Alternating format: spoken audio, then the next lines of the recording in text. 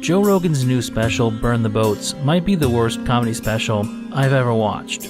That sounds... Did he say it's the worst one he's ever watched? Ever? Including all the shit that he's watched on this channel? No way. So he says Rogan is worse than Brendan? God damn. Sounds like a bold claim given some of the specials that I've reviewed for this channel. I've watched Amy Schumer, Brendan Schaub, Chris D'Elia, and Joe Rogan himself. Nah, I don't agree with that. I think Beige Frequency is being a little bit OTT and dramatic. Rogan's bad, but he's not he hasn't put out the worst special ever. Let's relax. It's bad, but it's not the worst special ever. There's many bad specials out there. Many. Just to name a few. By the end of this video, though, I believe I will make the case that Burn the Boats deserves to be ranked among the worst, if not the worst special ever made. I doubt it, but let's Going see. into this special, I was not unfamiliar with Joe Rogan's quote-unquote comedy. Back in 2020, I reviewed his 2 previous Netflix specials. Yeah, you see, I think that's the main problem. Like myself, and I need to finish off the fucking Is Joe Rogan Funny series. Apologies for those of you on Patreon who've been waiting. I've been slacking off of that one. Apologies, it's going to come a new one. I'll probably have to do it tomorrow. But bear with me on a second. I think the main issue with Rogan's special is that he waited so long to put it out. I think if he would have put this out during COVID, it probably would have done okay. But he purposely didn't put it out during COVID because he was writing more material. And the more material and the extra work that he did is what we saw. So I think the time in between specials is what killed him. Because it made it seem like he was cooking up something special and it wasn't. And I think during that time, none of us had ever gone back to watch Joe Rogan stand up. Like, think about it. Even on the subreddit, I can't think of the last time I saw people posting Rogan stand up clips, even on the Joe Rogan subreddit. They don't really post stand up clips on there. So no one really was paying attention to Joe Rogan stand up that entire time during COVID, post COVID, no one. Then suddenly it gets announced he's doing stand up again. Then you're reminded, oh shit, he is a stand up comedian, isn't he? And then you see it for the first time and it's like jarring. It's like, oh shit, you're not really that good. But I don't think that means he's terrible compared to everybody. I think he's just not good compared to how he speaks about himself and about how he speaks about the craft. But I don't think he's the worst ever. I don't. I'm sorry. I watch too much Kill Tony. I listen to too many podcasts. I watch too many specials now, especially with the Patreon. He's not the worst special. He's not the worst stand-up comedian out there. No, I refuse to believe that. There's way worse than him out there.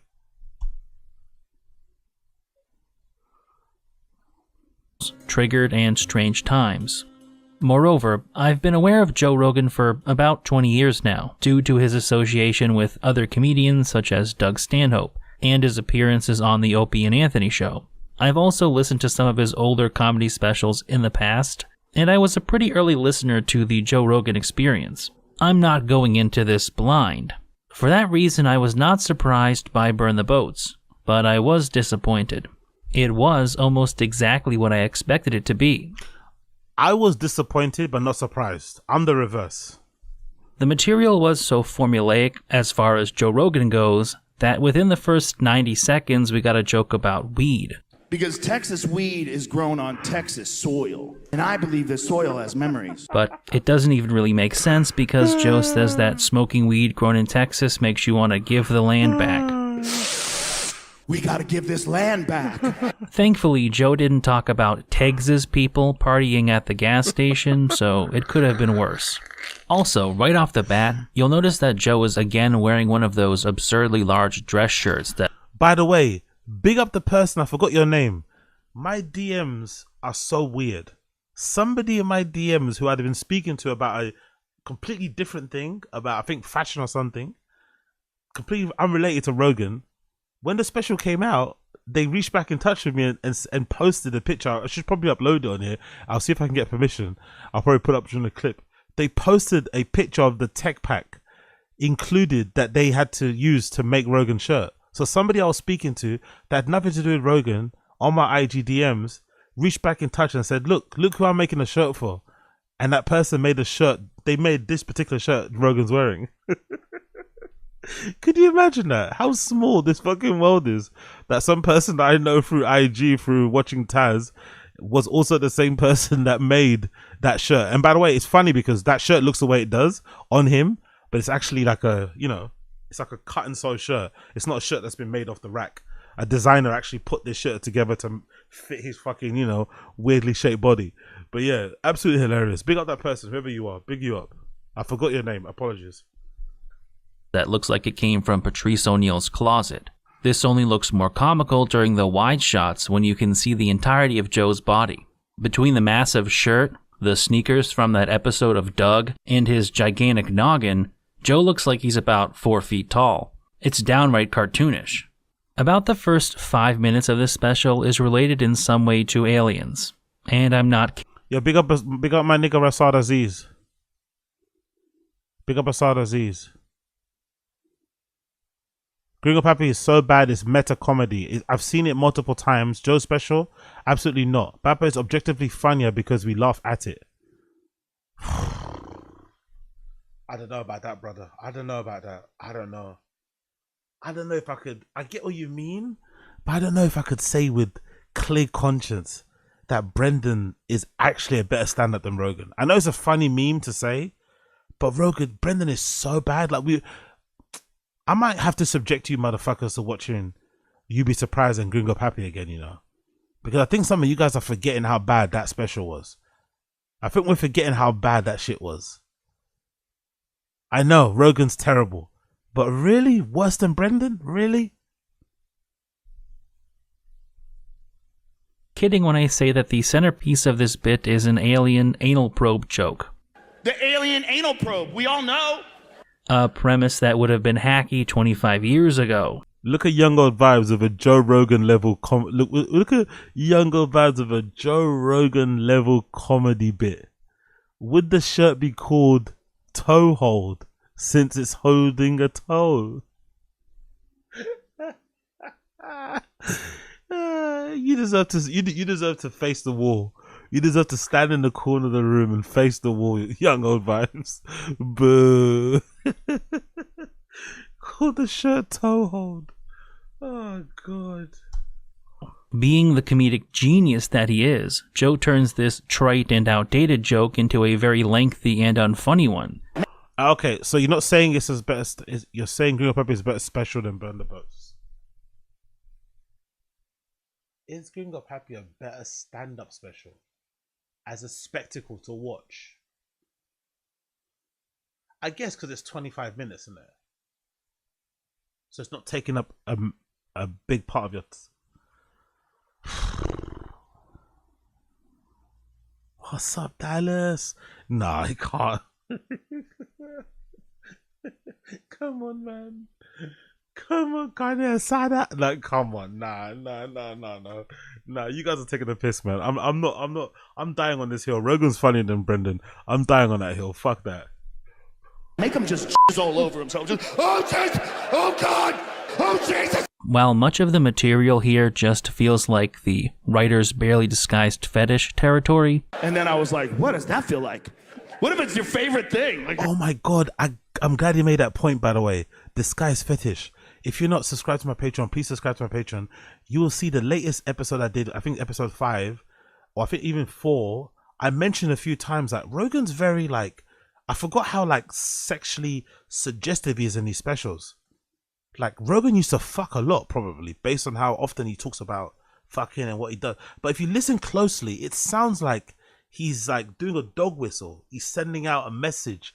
He's putting out the fucking bat signal to all the slaws and the whores out there for what he wants to be done to him in the bedroom, you know, or during some adult fun. Like he's always suggesting, and it's always like, because he goes into graphic detail about the positions and about this, about that. It's like, Rogan's a bit of a freak ball.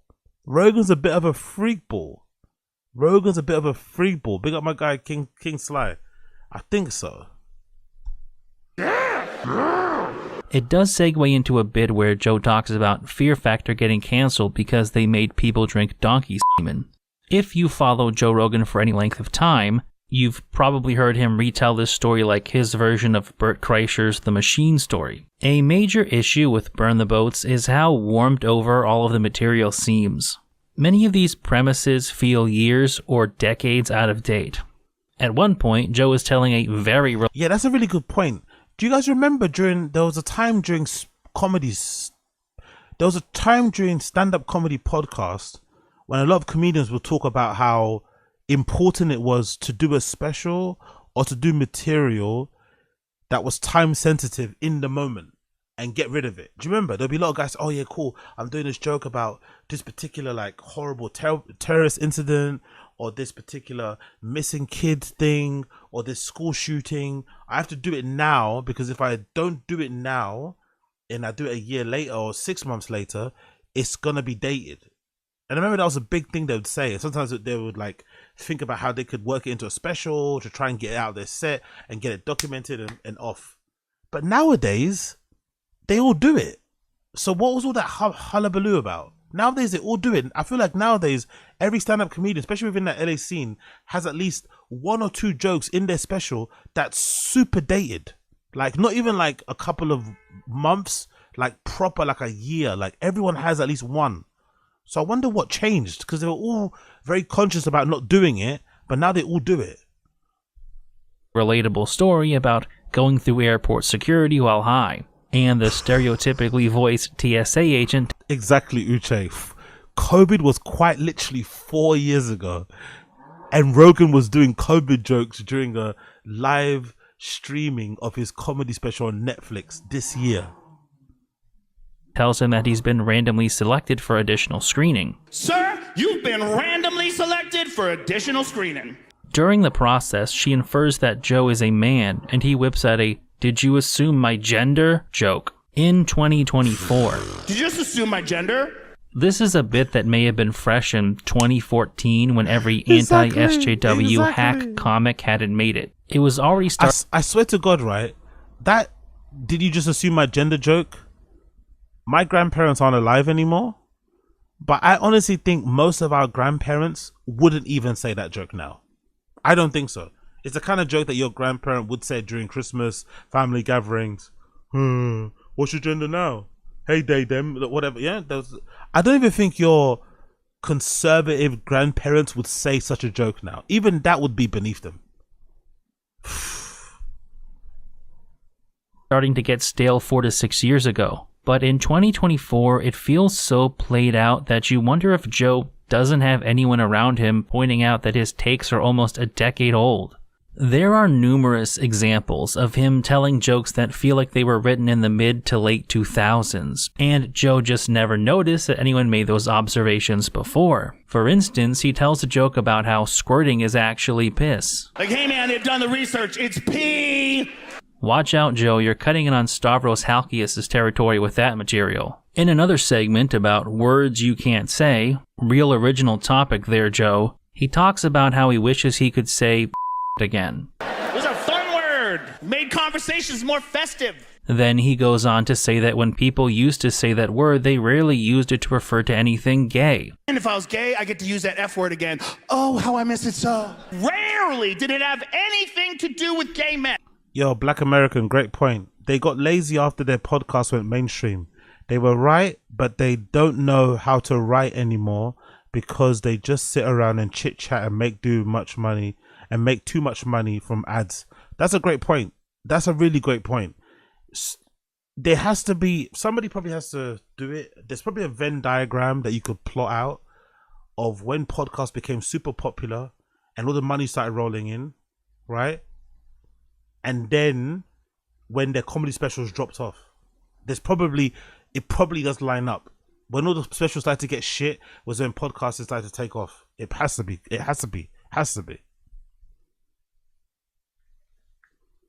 It's a joke he told back on Strange Times in 2018, and even then it was dated. It's also a premise so similar to a joke told by Louis C.K. on Chewed Up in 2008 that I think it borders on joke thievery. I miss that word, you know. I grew up saying that word, and It never meant gay. Louis' joke was obviously more funny, of course. A similar situation plays out later in the special when Joe bemoans the fact that we can no longer say the word retarded to refer to stupid people. As part of this quotidian discourse, Joe mentions that you would never use the word to insult somebody with an actual mental disability. If you're talking to a child that has a developmental disorder, you would never dream of using that word. But if you're talking to a regular grown man who just made a documentary about the world being flat, he's fucking retarded. Fans of Louis C.K. may recognize this premise from his 2020 special, Sincerely. Not towards retarded people. Nobody does that. Nobody calls retarded people retarded to insult them. People use it on their friends. Like you're at a bar, your friend's like, I don't have any more money for beer. And you're like, you're fucking retarded. Do you know that? While talking about evolution, Joe describes how he doesn't think all of us cross the metaphorical finish line at the same time. I believe in evolution. I just don't think all the monkeys cross the finish line at the exact same time. In some ways, it was reminiscent to me of Bill Hicks' bits about evolution from fucking 30 years ago. But because it's Joe Rogan, it's far less clever. Joe talks about people banging monkeys and then does some genuinely shameful physical comedy. This is the kind of stuff that should get you banned from ever doing stand-up again. There's another bit before Joe starts to get into his trans material where he discusses how he can't be woke because he was born in the 60s. It reminded me a fair bit of Louis C.K. describing growing up in the 70s and how people were less politically correct back then. But obviously a worse version of that because Joe is nowhere near C.K.'s level. Again, I'm not saying that Joe stole these premises from funnier, more talented comedians. Perhaps it's just a matter of parallel thinking, where Joe is operating on a level so broad that he's creating jokes similar to those written by other comics years or even decades ago. That said, it's at the point where words like laziness and recycling don't really do it justice. This was a problem even on his previous specials, Between Triggered and Strange Times, where he told almost verbatim some of the same jokes, like the joke about how we shouldn't take what the Founding Fathers said that seriously because they were writing with feathers. It's a stupid job invented back when people used to write with feathers. You guys didn't write any new shit? Dude, I wrote that with a feather. Where it gets really bad on this special. Rogan would say on a podcast that he's never going to do that sort of thing. Like you could imagine him saying, "Oh yeah, I try not to use what's that phrase he uses? The economy of words.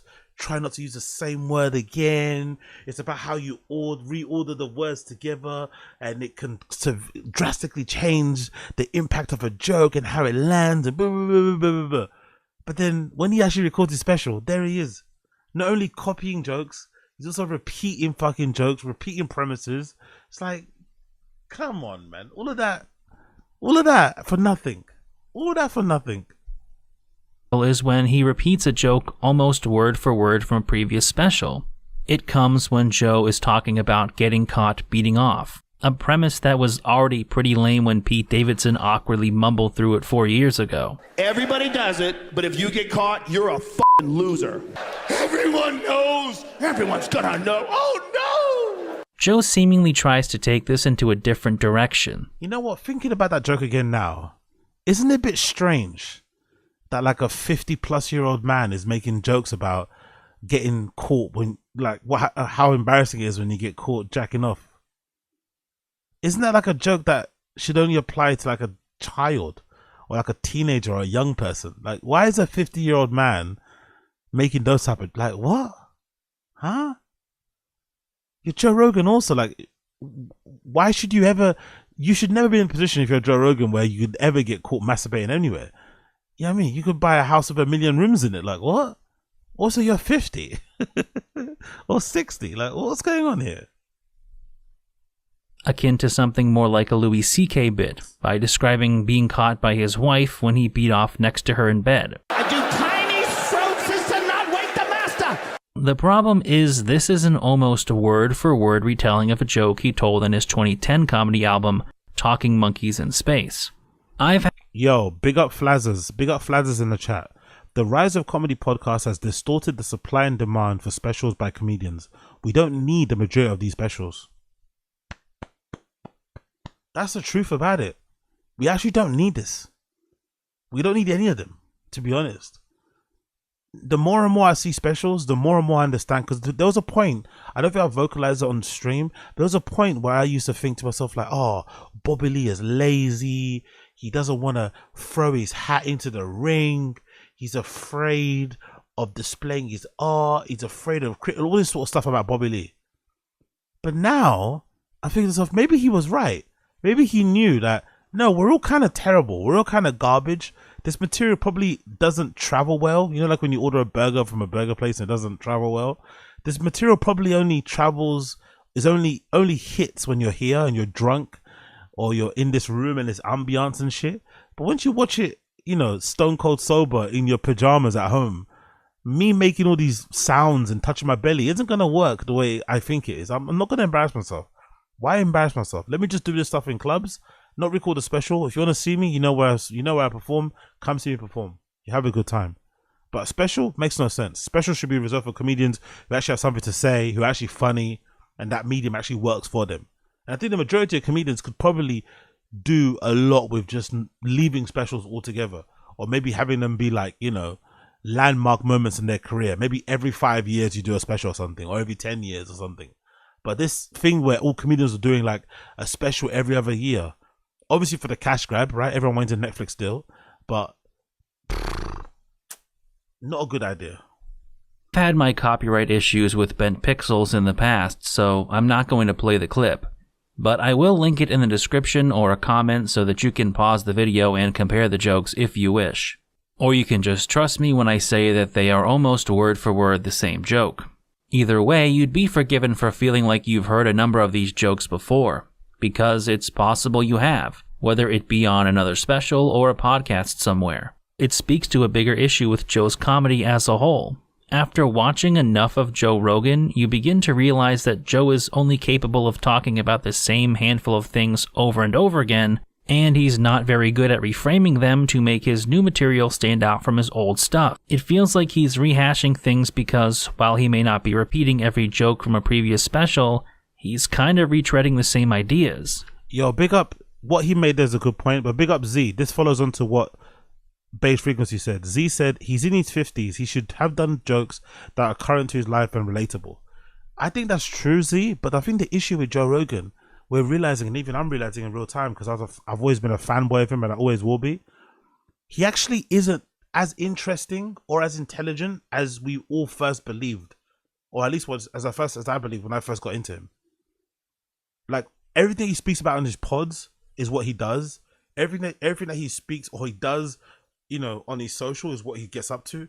That's basically his life. He doesn't really do much else apart from what we see. So he's not the most interesting guy in the world. He doesn't have the most, I wouldn't say life experiences, but, you know, his world is pretty small. You'd also imagine the world around him is also a bit distorted because of his celebrity and his money. It probably, you know, people around don't probably act normal. He gets a really strange version of what life is because everyone's trying to suck him off and impress him and shit. So that's what we get on stage. We get a guy that's like, you know, made more money than God, has a particular type of way of living, has his particular interests, and that's basically, and the older he's got, the more sort of like set in his ways he's become as well. So we don't really get you know, I feel like his special should be way more interesting and expansive and far-reaching and broad in terms of their subject matter, but it's not really. You know, you don't even get interesting factoids anymore. You just get him ranting about the same shit he speaks about on the podcast. So maybe the truth of the matter is that he's just not that interesting of a person, really. You know, we shouldn't be that surprised. Joe isn't evolving, and that's not just a nod to his statistically higher than average Neanderthal DNA. I want my cave back! Good comedians have to change over time. It's important to have your own voice, of course, but you have to continue to develop over the years, even after you found your voice. I don't think it's just an age thing either. All work and no play makes Joe a dull boy. Exactly, but no, yo, it's a good joke. It's a great joke. You joke, but it's true, my friend. It's true. Think about all the times when Rogan's podcast was interesting. Think of the diversity of guests he was getting in. People that agreed with him, didn't agree with him, questioned him, had crazy ideas, crazy conspiracies. You know, interesting life experience. That was when it was fun. Now look at the guest. and I look at the quality of the pod, up and down, inconsistent, all over the place, but mainly it's turned into a bit of an echo chamber. No surprise. Also, he is the way he is. And I think we also have to keep in mind that running meme about him not getting jokes. I think there's something in that. That running meme of him not getting jokes and the jokes going over his head. There has to be something in that. If you're somebody that doesn't get jokes and you're a stand-up comedian, it's gonna play a part in maybe your special not being good because you don't get jokes, you don't get wit, you don't get sarcasm from, like, you don't respond well to it on your show. It's like, that's not a good sign. Big up Austin Casey. Some of the greatest comedians ever hit their stride in their 30s, 40s, and 50s. George Carlin was deep into his 50s and 60s and still continuing to develop and grow as a comedian. Whereas if you look at someone like Joe Rogan, he's been stagnating for arguably decades now. Joe has lived in a Hollywood bubble for 30 years. His only friends are other comedians. Exactly.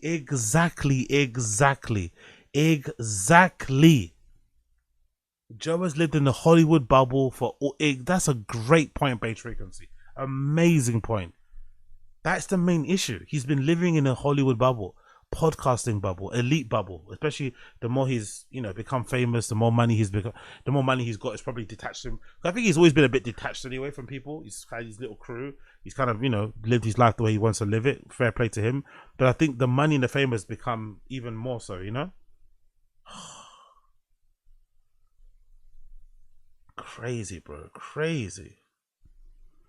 Bear with me a second. Yeah, cool. Hollywood celebrities or people with similar hobbies like working out and martial arts. He's no longer part of regular society, so the only experiences he has in common.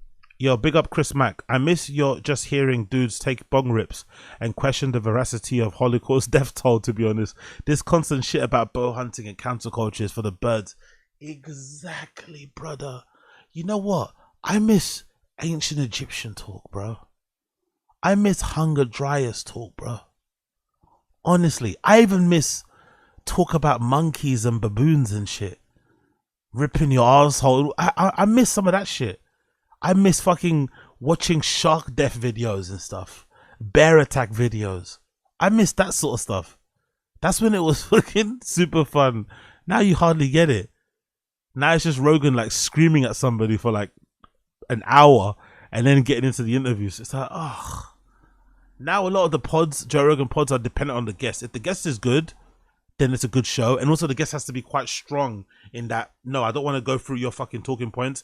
I want to say what I want to say. With regular people are decades old. Therefore, he largely has to rely on commenting on recent events or the social issues of the day. As a result, the only area where I think Joe has progressed is, much like Dave Chappelle, devoting increasing amounts of time to his political and cultural grievances. Bear me one second. Bear me one second. I've got an order coming through. Bear me one sec. Going into the special, I expected Joe to talk about certain topics and issues. If you've been following him for the last 6 years or so of his slow descent into conservatism, you could predict that he was going to talk about trans people as well as COVID. Because it wouldn't be a stand-up special from a middle-aged man in the 2020s if they didn't proffer their mid-wit opinions on those topics. Controversial opinion. I was actually surprised that Joe went the culture war route. I think I got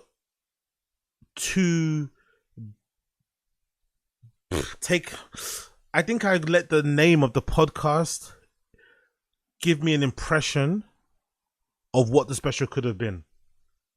Because I thought with Burn the Boats, I thought it would have been a little bit more like introspective, how look where we've come as a society, how far we've come, where we can go now, and maybe like him really being honest and saying some real shit. Burn the Boats, right? Like speaking maybe truth to power in a way. Now that I've got all this money, I can really burn the boats, and going down that route. I didn't think it would just be a version of a podcast but just on stage, Maybe I'm naive, maybe I'm dumb, but I honestly thought it would be a lot more punchy. It'd be a lot more daring, maybe a lot more rah-rah than what it turned out to be. Now, would it? Joe devotes a pretty sizable chunk of this special to talking about trans people. And it's exactly as uninspired and interminable as you imagine it would be. Joe begins this rant by complaining about people saying that men can get pregnant. And men can get pregnant. Fuck! How did that one slip through? Honestly though, Joe doesn't really go anywhere with this material, and he doesn't seem to have a broader point beyond saying that this is a new thing that society has accepted. At one point, he's complaining about the pregnant man emoji, because that's a relevant thing anybody gives a shit about, I guess. And he makes one of the weirdest comparisons I've ever heard during... I'm honestly surprised he didn't talk about, like... But he's not really a big gun guy. I'm surprised he didn't really talk about the water pistol, right? The water pistol emoji and shit. I'm surprised he didn't go down that route. Comedy special. You ever see the regular man emoji? It looks like the guy that Tiger King f***s in prison. Just pregnant man looks robust, like Charles Bronson with a baby inside of him. Like the closest Joe comes to an actual joke during this borderline incoherent ramble is when he's talking about how unreasonably confident a pregnant man would be. But again, it comes across as the writer's barely disguised fetish. You got a full beard and you're breastfeeding a baby? Big old thick neck and hairy tits. Perhaps the funniest thing Joe did during this special is that coincidentally he started sweating directly from his nipples, almost exactly at the same time he's going on this bizarre rant. After watching this godforsaken special a number of times, I've come to the conclusion that Joe only talked about pregnant men as a way to broach the topic he really wanted to talk about, that being trans women. Yeah. Unfortunately, this bit is also lacking in substance. Joe goes on to say that he's just trying to figure out what's going on. He believes in love and nature, and that sometimes you can get thrown a curveball where you think you're in the wrong body, and he supports people doing whatever they want with their body. But after that, he goes on to insinuate that trans women are crazy, and repeatedly calls them men in dresses. But I also believe in crazy people. Suddenly, every man in a dress is stunning and brave. Then he talks about how when he was growing up, killers in movies were always scarier when it was a man wearing a dress. Psycho! He dresses like his mom, stabs ladies in the shower, Silence of the Lambs, Little Red Riding Hood, the wolf was dressed like a fucking lady! Personally, I think this material is just transphobic. It's not the kind of thing I would usually say, but I think in this circumstance it's true. When I watched this special the first time, I thought he was simply being lazy, like a number of comedians are these days. This is... I didn't think it was transphobic. I just thought it was like his weird clunky way of trying to say he's still trying to like... It was his way of kind of admitting he still finds it weird. I didn't think it was transphobic though. It's like your, it's like your boomer relatives who maybe know you're in an interracial relationship, going out of their way to try to let you know that they're cool with it by like overly mentioning, oh, I really like hip hop.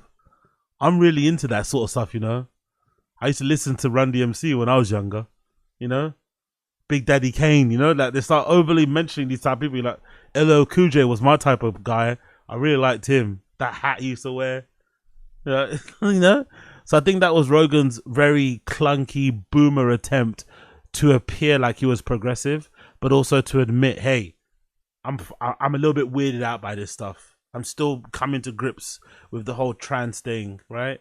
I'm still coming to grips with the whole LGBTQ thing, with the whole queer thing, with the whole non-binary thing. Like I'm still figuring it out. But I don't think he was being transphobic personally. Is a topic that, for one reason or another, every middling comedian feels the need to throw their 2 cents in on. Very rarely do they ever come up with something new or interesting. Qualia, great point, my friend. Rogan's gonna love it when Steve-O gets his titties. I think Rogan won't love it. I think Rogan is always very sensitive of people who do things clearly for clout and attention and in a weird way to try and get on his show. Remember how negatively he reacted to Shane Gillis getting fired? He kind of went out of his way not to have him on Rogan because he felt like, he probably knew Shane Gillis felt like he should go on Rogan because he got fired from Saturday Night Live for that old clip of him on his pod.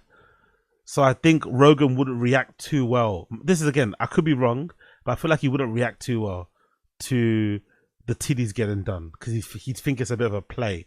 And I think he would make him uncomfortable. Like in real life, I think it would actually make him uncomfortable. So I don't think he could do it. So I think if Steve-O is trying to use the titties as a way to, like, you know, get attention on certain pods, Rogan's one, he might be surprised with the response. And Joe is really no different. If Joe really was open-minded and wanted to commentate on society, he could have examined how decades of discrimination in media, like the movies and stories he mentioned, have created a negative perception of trans women. But let's... Yeah, I remember the wipes. Yeah, big up the coil. I remember the wipes. What's the name of the wipes again? It's like a really weird, cringy name. But Rogan is weird anyway with promo. Rogan is weird with promo. It's like, I don't know. I wouldn't have to read him as a friend. I wouldn't do it anyway because I feel like if you're his friend and he's valuing on the show, the value should be you getting on the show. Shouldn't be what you're wearing and what you're talking about. It should be you just being on the show. That's going to get more value out of whatever. But Rogan's weird because it seems like with some people, he doesn't mind it if you like heavy-handed promo. He kind of likes it. Like if you're being really ridiculously heavy-handed with it. Sometimes he lets you do like demos right in front of him. Some case you got, some knife, whatever, he let you do it. Other times people are on there with like hats and t-shirts clearly promoting shit. Some pods him himself will just order McDonald's in the middle of a pod. Yeah, here's McDonald's. You start fucking wanking over fillet of fishes and shit. So I don't know. His whole stance with promo and plugging is odd.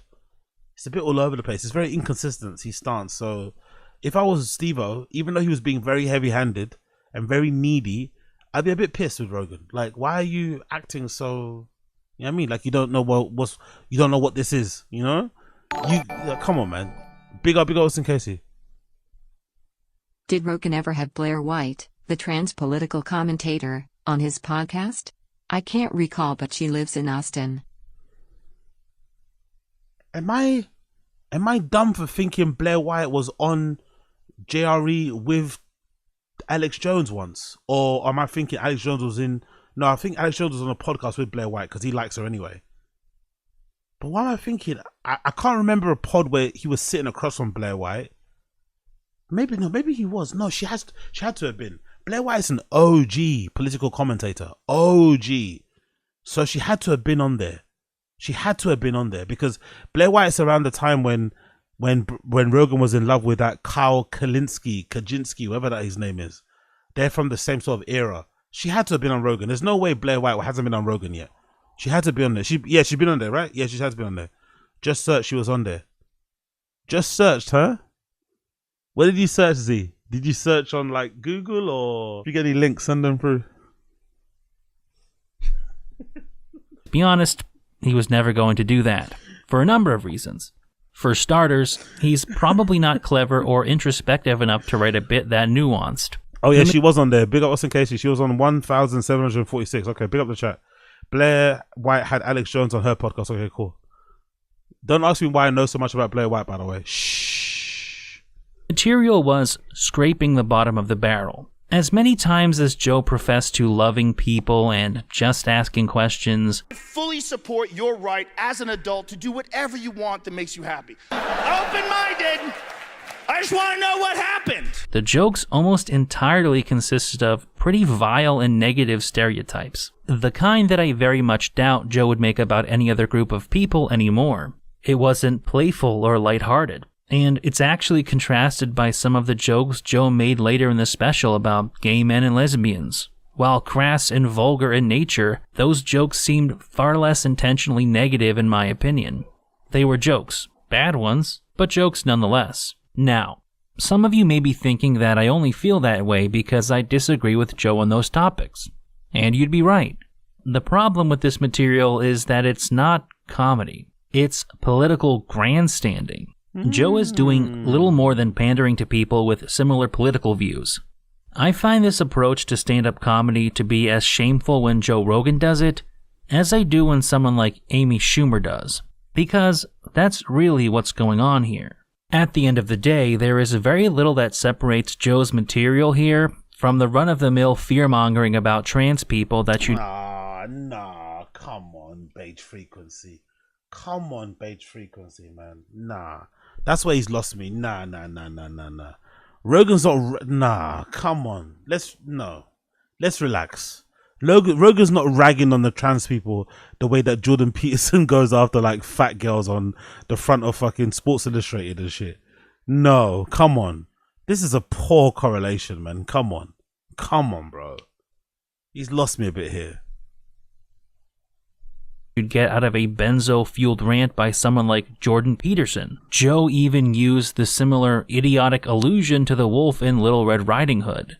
Even so, I would still be inclined to attribute this to laziness or Joe appealing to lowest common denominator bigots, were it not for the fact that Joe repeatedly says that he loves everyone and just wants to understand what's going on. I believe in freedom and I believe in love. Later on in the show, he makes the point that you can't have equal love without equal jokes. If you want equal love, you have to have equal jokes, because that's how we find out if you're annoying. Which is just fucking moronic. Aside from the fact that it sounds like something written on an inspirational cat poster, it's just a nonsensical statement. Joe tries to make the point that if you can't take a joke, you take yourself too seriously. But is that what's really going on? Basically every comedian of note, including Joe, the biggest comedian in the world, with an audience in the tens if not hundreds of millions, is talking about LGBTQ people. This discussion is not proportional by its very nature. What LGBTQ comedian has an audience of a similar size to tell equal jokes with? I'll wait. Is it really the lighthearted razzing? Is Beige Frequency trying to tell us something? Is Beige Frequency maybe a member of the trans community, or maybe someone in his family? Is that why he's so like? I don't understand this. This is a weird angle to take from that throwaway boomer-esque observation about trans people that Joe Rogan made in his special. It's not even offensive. I don't think. Maybe you don't think it's funny. Cool, but is it offensive what Joe Rogan said? Oh, big up! Oh my God, Koila. I just saw your comment. I was just about to say the same thing. I was about to say, has Beige Frequency been fucking binging Too Lazy to Try videos? Because this sounds very Too Lazy to Try-ish. Like Too Lazy to Try made a little pivot, you know? Made a little... Come on, Rogue. Come on, Beige Frequency. Like, what's he talking about, man? That Joe is presenting it to be... If we can't joke around about you, we know you take yourself too fucking seriously.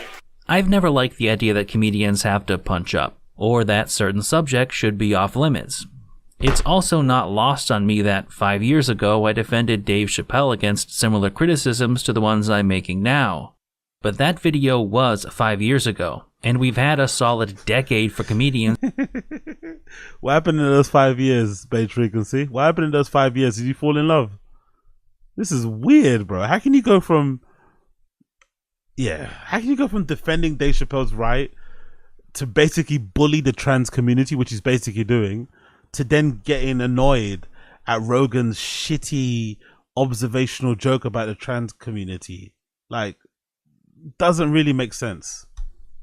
To get all of these broad observations out of their system. We have reached the point where it's fair to start calling people lazy for all having similar generic takes on this particular issue. Guys like Joe can't ever stop circle jerking over how they're an elite group of social commentators who decode aspects of society that are too complex for us simple civilians without the wisdom and insight possessed by the likes of Joe Rogan or Bert Kreischer. If you're going... Big up Flazzers. I think Beige's point of view is it's not funny, surprising, or thought-provoking. It's just negative about trans people. I don't think that's the case, though. I don't think it's negative. All those things you're saying is true. It could be right. It's not funny, it's not surprising, and it's not thought-provoking. All could be right. But I don't think it's negative. I honestly don't. I think you can make a shitty joke and not be negative. I don't know. Maybe I'm being too charitable to Rogan. I think you can make a pretty crap joke that no one laughs at, and it's not negative. It's just you trying to make a joke, but it's not funny. Going to present yourself as... Maybe the subject matter is tired. It just doesn't need to be spoken about again. That I can agree with you. Like, do we need to hear another trans joke from any comedian? Even if you're trans. Even if you're trans, I think you should go out of your way not to do trans material on stage. It's almost like the gay thing. Who's that? Like, I feel sorry for that comedian. Who's that comedian? Big up that comedian. Mateo Lane. I feel like Mateo Lane is like used like they use like I don't know if he's comfortable with it, but it must get a bit annoying. Because the only thing you hear about Mateo Lane is that he's gay. That's the only thing you hear about him. And he's actually a good stand-up comedian. Like, I watched his special. He's actually pretty funny. But the only thing they talk about is him being gay. I wonder if that gets on his nerves a bit. It's like, bro, I'm more than my fucking sexuality. That doesn't fucking define me totally as a person. Or maybe he leans into it. I don't know. But I've watched his stand-up special. He's pretty funny. Really fucking funny. I think so. Actually, so way funnier than a lot of these stand-up comedians. But the only thing you hear other comedians speak about when it comes to Mateo Lane, he's gay, he's gay, he's gay. It's like, oh my God, bro. Like, come on, bro. As an important member of society on par with first responders, then you have to start coming up with better material. If you want to be taken seriously as a social commentator, and these guys desperately do, actually try to find the interesting dynamics in society. Don't just scream. Yeah, big up Austin. Big up Austin Casey, my nigga. What do you have any opinion on Kanye allegedly addicted to nitrous? Have you ever covered that on Taz? Yeah, I have. I covered it on Taz. I don't mind it personally. I don't actually care. I feel like that whole, like, I don't know. The only thing I don't like about Kanye as a mega Kanye fan, I don't like Kanye's insistence that you don't have to read. I hate that whole thing about reading is so important. I hate that whole message. And I also hate this, like, this thing that he does where he wants the fans to care for him when he's not taking care of himself. Oh, my kids. Kim's taking my kids. Everyone's bullied. It's like, bro, like, help yourself. Like, you're clearly going through something. Get some help. Instead of crying out to the fan. We can't do nothing. Like, but I think it's kind of wavy that he is getting addicted to fucking nitrous at his big age. It's kind of wavy. I'm not going to lie. It's kind of fucking wavy. It's kind of wavy. Isn't that weird? I just want to know what happened. And pretend you're a modern day philosopher. Come up with a nuanced take nobody else has. One that makes people laugh and makes them view the world differently afterward. Not just confirming their previously held beliefs. You're supposed to be one of the greatest living comedians. You should be able to do better. That's the part that is ultimately so disappointing. There's no thought process any deeper than what every other 50-year-old comedian has brought to the table. It feels like it's here because Joe thought it needed to be here, because he's obsessed with trans people, and because he knows his audiences as well. I don't want to turn this into a discussion about Joe's broader political views, because we'll... Big up King Bayo. I think you can make an arse joke, but I go, when you're as big as Joe Rogan and keep with the tired nonsense and the jokes aren't funny, it will come off as hate. Yeah, that's a good point, actually. That's a good point. His level of fame, his notoriety, his quote-unquote platform. Yeah, I get what you mean. When you keep going on and on about it, innit?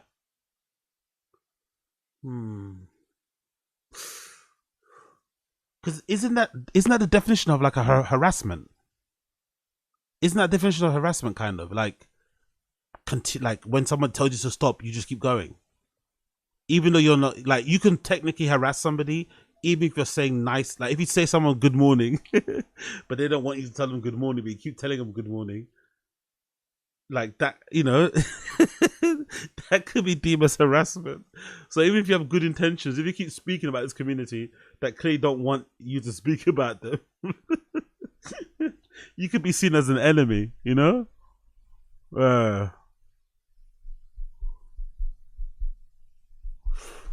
We'll be here for hours, but it seems to me that Joe's beliefs on this matter are set in stone, and I think that is cancerous to comedy itself. Big up Abe Martinez. Salute King, salute King. Is there like a bi flag? Does that exist? What's a bi flag? Is that just a Jamaican flag? What's a bi flag? The Jamaican flag, isn't it? the Dominican Republic flag. The Puerto Rican flag. That's what the bi flag is. Dominican Republic flag upside down. I don't think Joe is capable of looking at this from an alternative perspective, so he can't come up with anything interesting or innovative. What we're left with is nothing more than pandering and preaching to the choir. His COVID material is, if anything, even weaker. He spends most of his time talking about how he was misrepresented or misquoted by the media, If you're getting your vaccine advice from me, is that really my fault? It generally feels like Joe is trying to deflect any blame for the possible misinformation he may have spread. And he does his shtick of saying he's an idiot who doesn't know what he's talking about, so you shouldn't have taken any of his advice. Okay, bear with me 2 seconds. This is the last pause.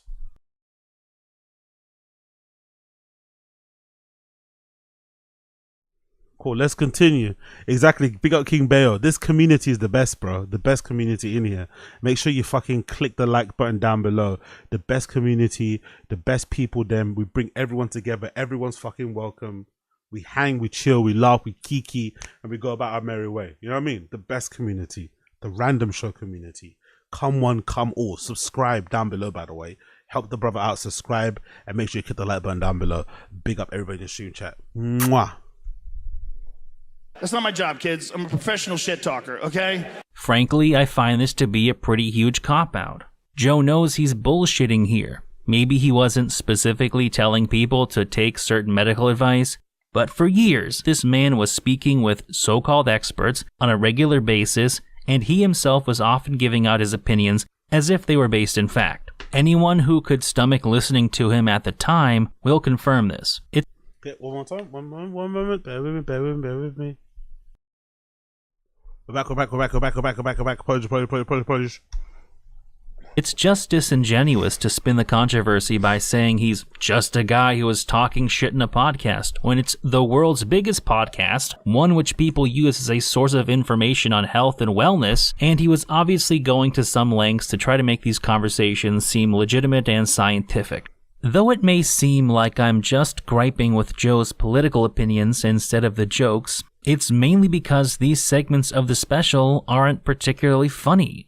While this is some of the worst material from Burn the Boats, it wouldn't necessarily ruin a special if the rest of it was decent. The problem is that the rest of the special is not good. We've already discussed some of the lazy material and potentially reused material, but the stuff that is fresh isn't much better. After watching the special the first time, I sat down and tried to give a raw first impression, but I honestly struggled to remember like a third of it.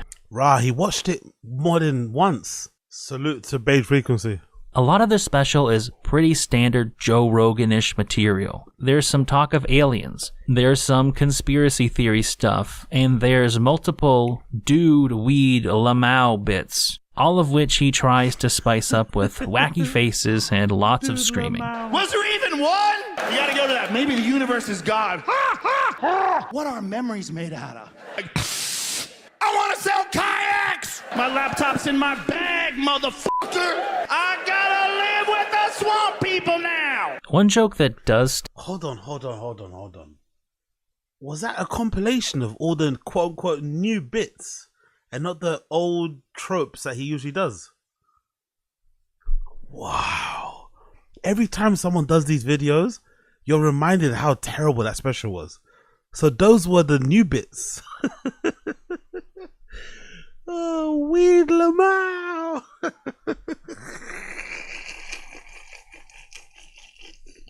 Stand out to me a little bit is when Joe was talking about visiting the bodies exhibit and how he learned that some of the bodies may have come from Chinese political prisoners. Chinese unclaimed bodies, which may include political prisoners. It's not terrible, but it's also another bit that he's talked about a number of times on the podcast. He does manage to eke out a borderline funny premise about what it would be like if somehow he angered the Chinese government and they ended up turning him into one of those exhibits. 4 months later, there's a short guy at the museum with a microphone. Unfortunately, it's all just in service of doing some half-baked Chinese accent. Go back to Fear Factor. Oh, you can't. Ha ha. Joe never quite goes full Mr. Shab with it, but it starts out pretty mild and then escalates to full-on stereotypical. You look a little sluggish. I'll see you tomorrow. Ha ha. Look at you now, Harry. Riding a bike like a fucking asshole. Yeah, Wagwan Gamebred Football in the chat. I see you, Wagwan Gamebred Football in the chat, Wagwan. And as with most of the jokes on the special, that's the only point. Joe does something wacky with his voice, but the subject matter itself isn't very funny. There is also the sheer... Yeah, that's something I noticed too. Oh, it's giving me a brain freeze. That's something I noticed too in my review, and I mentioned it, and I think it's something that once you notice it, it's hard to unsee it. Rogan does rely a lot on, and I'm so disappointed because I thought he talks so much about stand-up and writing jokes. Rogan relies way too much on his voice inflections and the volume of his, of his voice to punch up jokes. He's not actually saying funny things. And I always thought that was like the pinnacle or the antithesis of hack. To just rely on saying something really loud and, or in a funny way or whatever. But he does it a lot. So it makes me think that's probably why Brendan does it. Brendan's a proper chameleon and copycat kind of guy. So all the people around him that he thinks are funny, they all do exactly the same thing. They use their voice as a way to be funny, but they're not actually saying funny things. That was the most disappointing thing about the special. I'm not gonna lie, man. Really sad. But that's the thing. 7:30 mentioned Sam Kinison. Sam Kinison was actually funny before he went down off the deep end. He was actually funny. He said funny things, funny premises, funny jokes, funny observations. Rogan's not saying anything funny. He's just screaming. It's a shame, real shame. Your amount of jokes where the punchline is more or less about the male anatomy. That's not exactly surprising given that it's a Joe Rogan special, but it seems like he dialed it up. Exactly, big up Flazzers. These are finely honed weapons crafted over thousands of hours. I honestly think, right, these guys did a great job in building up stand-up comedy to be more than it is, but really isn't that much, right? I think real stand-up comedians, I think there's a clip of Bobby Kelly saying it. There's a clip of Bobby Kelly saying that stand-up comedians are not meant to be cool. I think he's talking to Joe List. Like, we're not cool. We're dorks. We're the lowest rung on the fucking entertainment ladder, We're the jokes. No one should take us seriously ever. And that's part of the charm. That's part of what makes us funny. But these guys did a great job in kind of building up stand-up comedy to be like a craft so we can think highly of it. But then I think it also had a negative effect because we all assumed, because the majority of podcast fans, I don't think even watch stand-up comedy. I think they're proper segmented, like the fan bases. I think the fan bases that follow stand-up comedians for stand-up, watch that. The ones that don't, watch a pod. So I think a lot of us podcast people, we just believed them. We took them at their word. Oh yeah, cool, yeah. Sets and reps. New special every other year. You have to always you have to shoot your special 3 times, different angles, streaming services, Netflix is good, YouTube is bad, YouTube is good, Netflix is bad, money, streaming services, agents. Like, we all just took this information at gospel because we didn't know any better. Then when we went to see them, when some of us went to see them perform live, or we watched some of their podcasts or some of their specials on YouTube and Netflix or other streaming platforms, we were like, surely this can't be it. Surely this isn't the guy or gal I heard speaking and pontificating about stand-up for hours on a pod. This can't be it. This is terrible. And it has never been the same since then. Considerably for this one. Still feels like you're touching my dick. How do you touch dicks and not be gay? Does it work? Yeah, try it on me. I can't even come on, bro. They leave their dicks on. Might trick me into sucking his dick again. You got one where? Nah, I don't think that's fair, Shades Cal. We're leaving out criticism of the comedy audience. Joe's bits are tested, tried, and true. I don't think that's fair. I think you probably laugh at jokes with your friends in the pub that you wouldn't laugh at if somebody told you it at home and you weren't drinking. I think it's just different when you're in that environment, that ambiance with other people. The laughs probably come out without you even realizing. Things probably hit way different when you're there. I don't think it's fair to criticize the crowd too much. They're out for a good time. You paid for a babysitter. You got a hotel room. You got some food in you. You're having a good time. I don't blame them for laughing. I wouldn't personally. I don't think I would laugh, but who knows? Once you're in that environment. House, that's your balls. One delivery truck, that's your dick, and packages are constantly stacking up. Yeah, big up my guy Robert Henry Poet. Wagwan. The difference between Rogan and other screamer comedians is that it was like a controlled chaos type of delivery when they were the best, when they were at their best. Rogan is all over the place in the wrong way. That's a great point. Brendan's favorite comedian, George Carlton, was the same way, right? That was a controlled chaos. That was like to drive home the point of what I'm trying to say.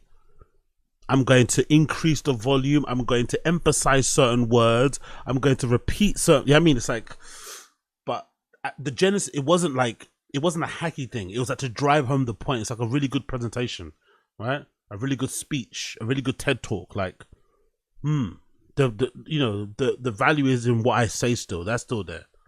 That's not a good point. Big up Robert Henry Poet. Oh, dick! There's a lot of pictures of other guys' dicks on his phone. Do you know about those? Whatever montage of Joe I played for you, I promise it's a mere fraction of what he actually did during the special. Perhaps even worse than that, Joe Rogan ventures into Brendan Schaub. Abe Martinez, do you think that's it? Do you think you've cracked it? Honestly, do you think you've cracked it? Do you think that's all it is? Yes, stand-up is better in person because you made the effort to go see it. So do you think we, like, as humans, when we make an effort to do something, like to buy a ticket, get a babysitter, get your mum to come look after the kids, some to look after your dog, put an outfit on, all that sort of shit, it kind of plays into how we receive what we're going to see because we want to be entertained in a way.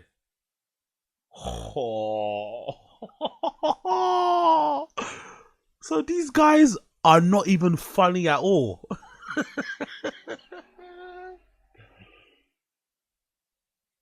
Nah, I can't. That can't be true. Imagine, it's all just. It's like a magic trick. They have to almost like take you away. It's like a magic trick where they make you put your hand in a certain place. They take you out of your home. Wow, that's true, isn't it?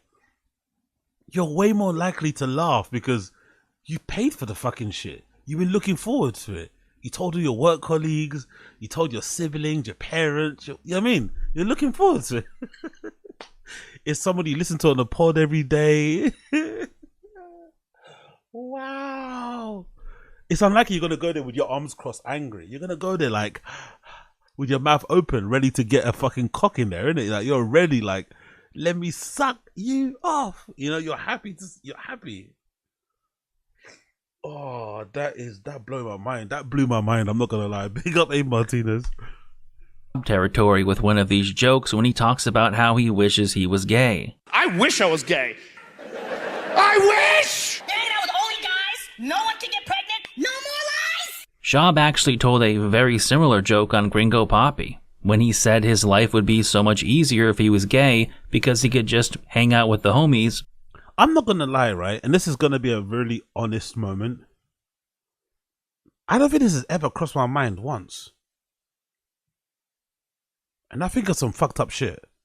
I don't think I've ever sat with myself and thought, like, in that way, oh, I wish I was gay so I could, like, have no problems with women. Like, what? Like, that's never crossed my mind, that scenario. Oh, it must be so fun to be gay because you could just fuck all your guy friends. Like, what? What does that even mean?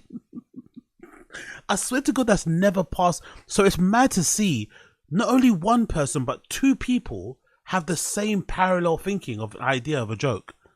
Oh, I wonder what it must be like. It must be so fun when you're gay because it's just you and the bros. What? How do two people come up with that shit joke? Play video games and fuck. Now, I don't think Joe actually stole a joke from Brendan Schaub, but it goes to show the level that he is operating on. This material is so lame and played out that even Blumpkin Schlub got to it first, and arguably did a better job. There's more that could be said about Burn the Boats if you really wanted to get down to the nitty-gritty of it all. But I'll be honest with you. The first watch through of this was already a slog. Ooh, another great point here. Big up Eduardo Madeira. Baseball games are better in person, but it's boring on TV. That might be a good point, my friend. Because when you watch clips of baseball games, of people at baseball games, they look like they're having a blast, don't they? They're eating food, they're trying to catch balls, they're on the screen, they're playing games. The MC or the DJ person is doing some sort of like game thing. The people in the crowd at baseball games are having fun. And just the other day, I was watching a latest episode of Reconnected. Big up Reconnected, right? Watch the Biggest Bros channel. Reconnected, some former No Jumper people there. And Potlord on Reconnected said, part of the reason why people like to go to baseball games, especially in the West Coast, in LA, is because of all the Latinas. Allegedly, there's a lot of like hot Latinas that go to baseball games. It's a thing, I guess. So part of going there is to kind of stunt as a dude and put your best outfit on and see if you can bag some chicas. So not only are you going there for the food, the ambiance, the potential chicas, you also go in there just for the vibes. Not even for the baseball. And how long are baseball games? Like 3 hours? That could be a good point. Even by the standards of some of the stuff I've watched for this channel. After watching it a second time, I realized there just isn't much of substance to talk about. I've had to go back to my notes and rewatch clips on numerous occasions just to remember what Joe said most of the time. It may have seemed like I harped on the trans material for a bit, but that's because it's arguable. Big up Squeegee 216. Baseball sucks in person too. Okay, you just killed my whole like 5-minute fucking presentation and talk. Thank you, mate. Thank you. Baseball sucks in person too. Okay, thanks. Probably the only part of the special that is noteworthy. The rest of Burn the Boats is a blur of forgettable bits, half-baked premises, and moments where it feels like Joe is just whining about being vilified by the media. The issue is that Joe has almost nothing interesting to say, and most of the time the punchline to a joke is just Joe screaming at you. I'm on my gas station now, pickled alligator dicks and Chuck Norris action jeans, and dudes were dropping like flies. Oh, by the way, great point, Beige Frequency. Did you also notice one thing that I only noticed on now that I'm thinking about it more, now he's made this point. Do you notice when Rogan does the shouting thing, he doesn't, you remember what someone said earlier about, oh yeah, Kinnison and it's a screamer thing? I think Robert Henry Poet said it. He's not punching up a joke by like screaming at the end of the sentence, like the last few words, and then I said, suck my dick, bitch. No, he screams throughout the entire bit. That was what was so disconcerting about Rogan. It's not like he's screaming at the end to punch up a joke. The entire bit is a scream. It's like it's too much. Like he's got you like calm down, brother. Tranquilo. That's what makes it hard to even like listen to. It's like, why are you screaming on me the whole way through? By the time you reach the end of the special, it's exhausting and headache-inducing. Exactly, NJ Ranger. He does a bug eye stick even this picture here, this stance, that face. He doesn't save it. He doesn't spread it across the special. I think if you pass the first 10 minutes, he does that face almost all the time. Like as NJ Ranger says, every time he's like talking, he's just doing the face. It's like, bro, like save the face to kind of, as a little sprinkle at the end of your joke and shit. But he's not only is he screaming at you, he's also pulling at that weird face and doing that weird thing that how he stands. Oh yeah. He's pretty shit in it. He's pretty shit. I think I'm now walking back. I think I'm now changing my earlier opinion at the start of this stream, at the start of this segment, when I was like, I don't think Brendan's worse than him, but I think he might be worse than Brendan. I think so, bro. I think so. I think if I had $100, I had to spend it on a comedian to watch them do stand up. I think I'm watching Brendan all day long, bro. Honestly, I just couldn't. The screaming, just the intensity unnecessarily. Yeah, I couldn't do it. I fuck and I wait for the Lord. He said, Vietnam, let him fuck. What really stands out to me about Burn the Boats is that Joe has not got... What? I don't remember this. He survived numb, let him fuck. What? I fuck and I wait for the Lord. He survived numb, let him fuck. What really stands out to me about Burn the Boats is that Joe has not gotten better at comedy. A good comedy special should surprise you. It should catch you off guard. But this special had nothing that I didn't see coming. It followed the Joe Rogan formula to a degree that, if you took out the references to recent events, it would be interchangeable with his previous specials from 2018 or 2016 or even further back. He's been doing this for the entirety of his adult life, and it's hard to see that he's made any progress or gotten better. That's a really good point, isn't it? That's a really good point. If you took away some of the topical things in his special and you just compared it to his previous one, bar for bar, joke for joke, he's kind of been a bit of a plateau, isn't it? He's been stagnant for a while. Shit. And he's still been getting like millions out of Netflix. Props to him, bro. Rogan is proof fame is more important than expertise. Even though he talks about what he's achieved in life as like a testament to hard work and what, really and truly, Rogan is proof that if you become extremely famous in one particular niche, you can segue that into other things that you have no business doing. Selling supplements, doing stand-up, like just because your podcast is world class and legendary, you'll be able to take that fame, not little, that fame in that small niche that's now become global and huge, and then apply it to other places. And now you become an authority. And it's like, what? How are you even a gatekeeper when you're not even, when you couldn't even get through those gates if you weren't who you were? It's like, what?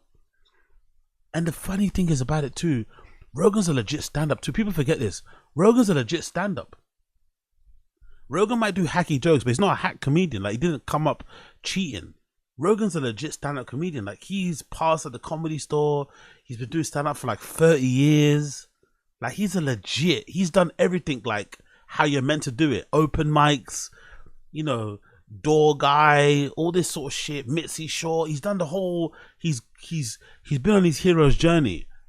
And what we get is this.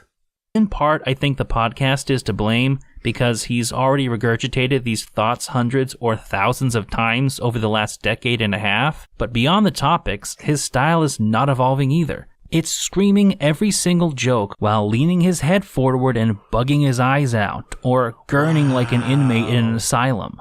I can't prove this, but I think this special is actually louder than his last one. In my last video, I talked about Joe screaming every joke, but by the end of Burn the Boat... It's louder! Be the hero of your own story, LOL.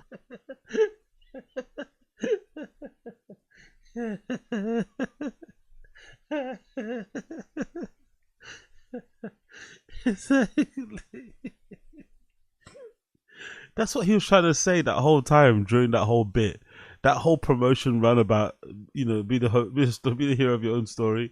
That's what he was actually trying to tell us. He's actually trying to tell people, hey, you don't have to be good at what you do. If you're just the hero of your own story, people are going to think you're a hero of all stories, and they're going to want to hear you. It's like the hitting the pads thing and the mitts. Rogan's never been in an actual like mixed martial arts fight ever in his life. Yes, he did Taekwondo that one time when he was a kid, but he's never actually fought properly for a prolonged. He doesn't have a pro career, you know, amateur career, nothing. But because he kicks the heavy bag pretty hard, everyone's like, this guy's some badass fighter guy. And it's like, no, he's not. He's just like you and I. He likes MMA, he likes UFC.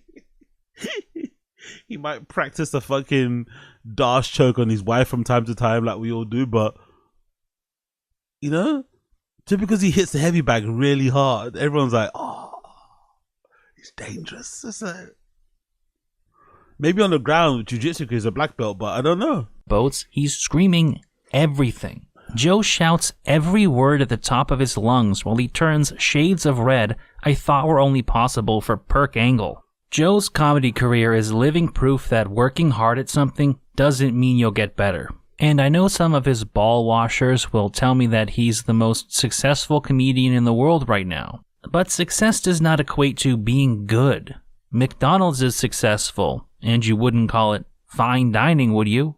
Taylor Swift is probably the biggest musician in the world right now, but how many of you think she's really a great singer-songwriter? And I think that might actually be unfair to Taylor, because Joe is far worse at comedy than she is at making music. His success at comedy is really a byproduct of his success at other things, like being on Fear Factor, being a UFC commentator, and launching the biggest podcast in the world. Exactly. There's a reason it was the first thing he did, but the last thing he became successful at, because he's not very good at it. If he wasn't already famous from multiple other endeavors, his comedy would never be of any note. He wouldn't be selling out arenas across the country, and he would most likely never have gotten multiple Netflix specials. Maybe that sounds harsh, but from everything I've seen of Joe's comedy, I believe it's accurate. And realistically, the special isn't so bad it's good. It's not even worthy of a hate watch. It's not Brendan Schaub blundering through mind-boggling metaphors and losing a 10-7 round to the English language. With a guy like Schaub, his specials were terrible, but at least they were unintentionally amusing. I often find myself thinking back to lines from You'd Be Surprised or Gringo Poppy because they were so bad or so ill-conceived that I can't help but remember them. They still make me laugh, and that counts for something. Burn the Boats doesn't even have that going for it. Wow. It's just generally boring and tedious to get through. What makes this worse is that even now, Brendan is still relatively early into his comedy career. The fact that he got You'd Be Surprised after 3 years of doing stand-up was in some ways a mitigating factor for how bad it was. You can't cut Rogan any such slack with this special. Joe has been doing comedy for longer than I've been alive. Excuse me? With this special. Joe has been doing comedy. No way. He started doing stand-up comedy on August 27th, 1988. Holy shit. And this is what he has to show for it. No. Yeah, I think he's got a point. I think Beige Frequency in the chat have kind of turned me around, mate. I think you guys are right. I think this might, with all this being said, this might be the worst special ever. Fucking hell. You've been doing stand up this long and you're this terrible. For longer than I've been alive. To put out a special this bad, this deep into your comedy career is frankly impressive. That's a great point, Black American. Great point. I don't think Rogan can be so bad it's so good. He takes himself too seriously and he's become a boring older man. Exactly. Such a great point.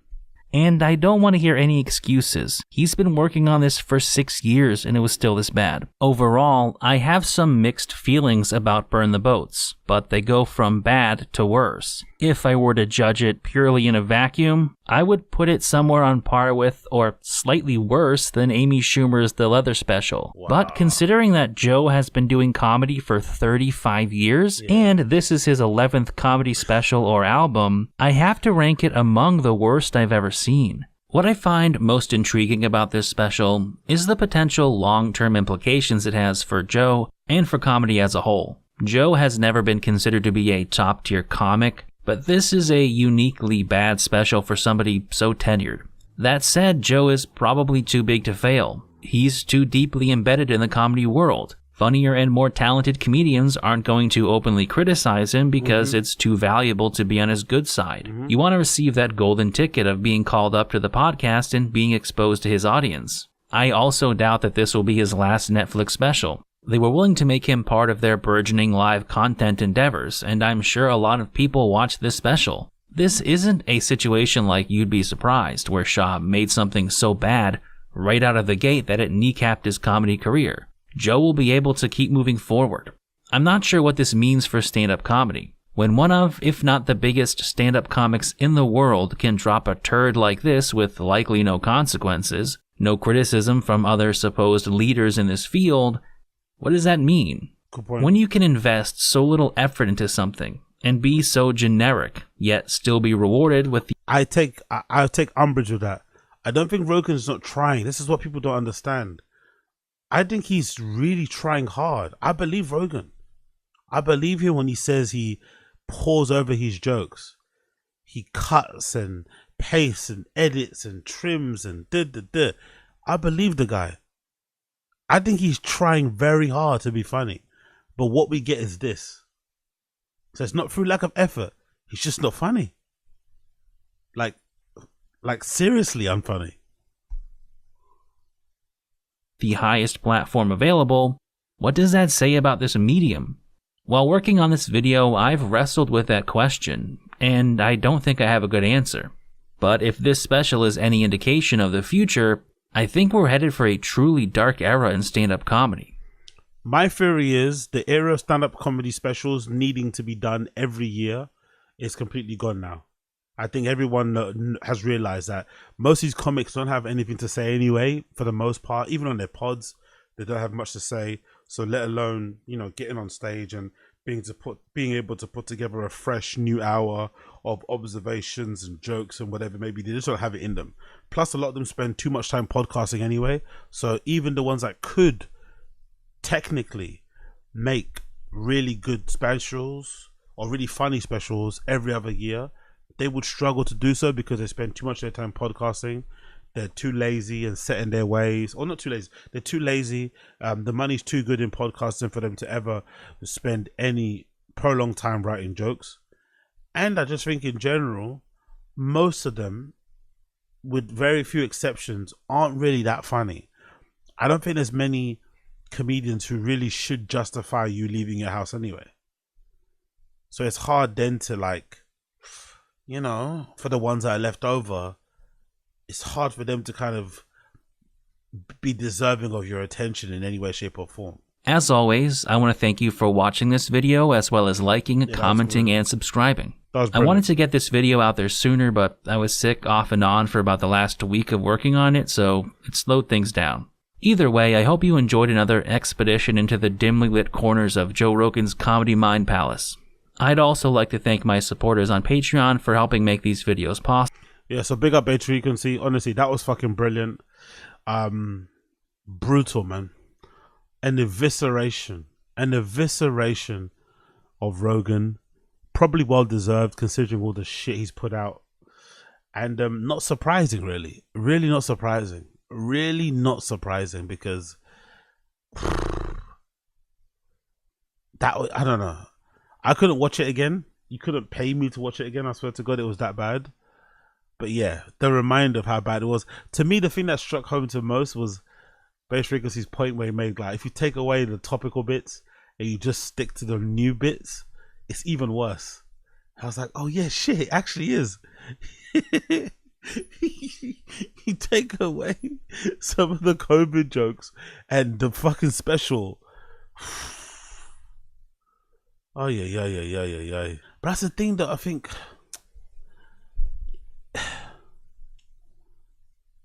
Squeegee makes a good point. There are good comedians that are not popular enough to get one. It's a comedy podcast that's doing specials now. That's the problem, though. It's how do you discover new comedians? It's really hard. Like, how do you discover them? Like, what, through a podcast recommendation?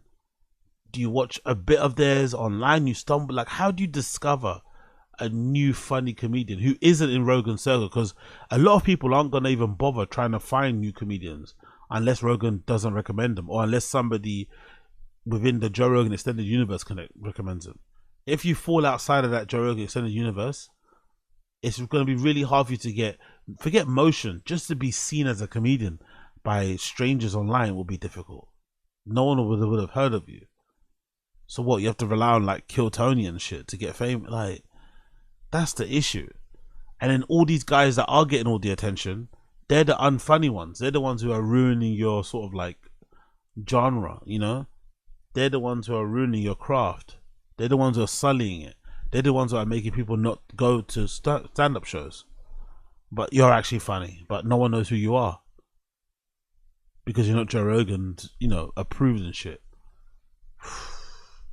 Must be such a hard thing, man. I feel for up and coming comedians, honestly, who are actually legitimately funny but don't exist in those circles. What do you do?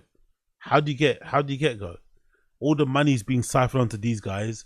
You don't get any looks. What do? You have to try and figure out on your own, but how? When all the attention is going to these guys, and I bet there's some people out there, not me, but I bet there's some people out there, because these guys are so terrible at stand-up, it kind of puts them off watching stand-up completely. They're like, you know what? These guys have ruined stand-up comedy for me. Big up, NJ. I bet Joke World thought that Doug Turd of a special was like 10 Richard Pryors piloting a Carlin mech suit. By the way, we haven't heard a review from him yet, have we? Has he reviewed it yet? Big up NJ Ranger. Has Joke World reviewed that special yet? Funny you mentioned Joke World, NJ Ranger. Has that fucking guy reviewed it yet? And we're back. The Joe Rogan special dropped, and with jam packed full of jokes. It was like 1 hour of some of the best material. Some of the best material you ever.